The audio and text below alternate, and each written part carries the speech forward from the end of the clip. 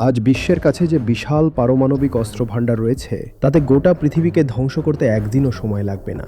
আমাদের কাছে বর্তমানে এত পরিমাণ নিউক্লিয়ার পাওয়ার আছে যে আমরা এই পৃথিবীকে একবার নয় অন্তত 10 বার তছনছ করতে পারি।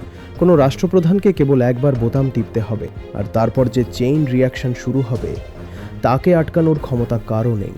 যে দেশের ওপর মিসাইল পড়বে সেই দেশকে আপনি কিছুতেই বোঝাতে পারবেন না যে তুমি প্রতিক্রিয়া দিও না। মিসাইল তো দূরের কথা, যদি ফলস অ্যালার্মও বেজে ওঠে, যেমন রাশিয়ার যদি মনে হয় কোনো আমেরিকান পারমাণবিক মিসাইল আসছে, তারা কি সেটা পড়ার জন্য অপেক্ষা করবে?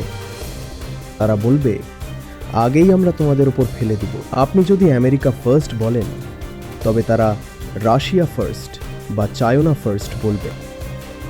আপনার কি মনে হয় আপনি যেভাবে গ্রিনল্যান্ড নিয়ে নেবেন, চীনের তাইওয়ানের ওপর যে দৃষ্টি আছে তা ছেড়ে দেবে? আর কেন ছাড়বে?